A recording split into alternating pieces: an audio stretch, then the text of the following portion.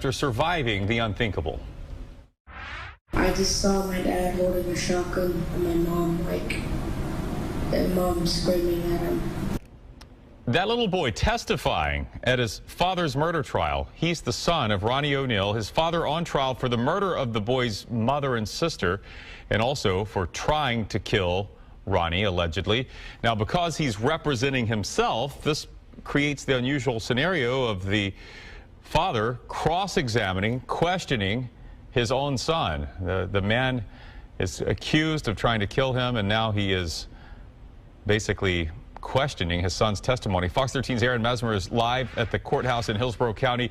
Aaron, even separated by video screen because the boy is in a remote location, this had to take incredible courage by this now 11-year-old boy. Yeah, Chris, he was incredibly brave. He showed unbelievable composure in that remote location as he gave his testimony this morning, had to describe all of these horrific events that occurred that evening.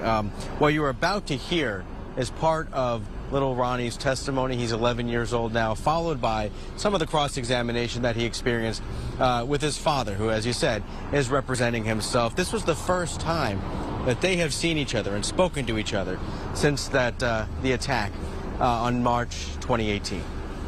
State, you ready to proceed? Yes, sir. Yes, sir. I just saw my dad holding a shotgun and my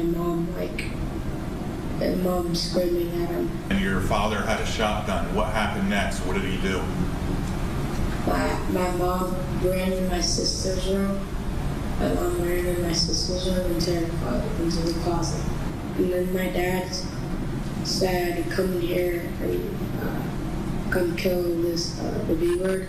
Did you hear any shots from the shotgun before that? Yes. How many times? One. Was there a time when your mother was able to get out of the closet? She was like stumbling outside, and then I just saw my dad chase her. What do you remember happening next? My dad told me to walk around and say like some words. And do you remember what words your father told you to say? Allah Akbar. Allahu Akbar? Yes. Did he do something to your sister?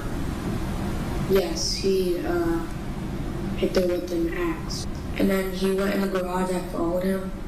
He put me on the ground, and then he had his foot on top. I was laying on my stomach, he had his foot on top of me, and he was holding me down.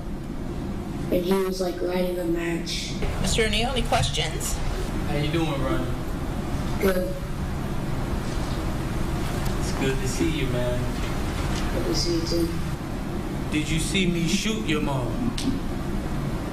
No. Did I hurt you that night of this incident? Yes. I did. And how did I hurt you? You stabbed me. And investigators have said that Ronnie O'Neal tried to set his son and their house on fire before this night of violence ended, according to investigators. Again, that was the first time that father and son have seen each other since that violent night back in March 2018. The boy's father, what you kind of heard there was him trying to call into question his son's recollection of the events of that night, and he says that there's some kind of inconsistencies in between what the boy says now and what he had said to detectives and attorneys in the years that followed that night. But there's one thing, though, that the prosecutors have really tried to hammer home here. What they tried to make sure the jury understood is that, in their opinion, there's only one person who could have carried out the crimes that were committed that night, and that person is the defendant, Ronnie O'Neal III.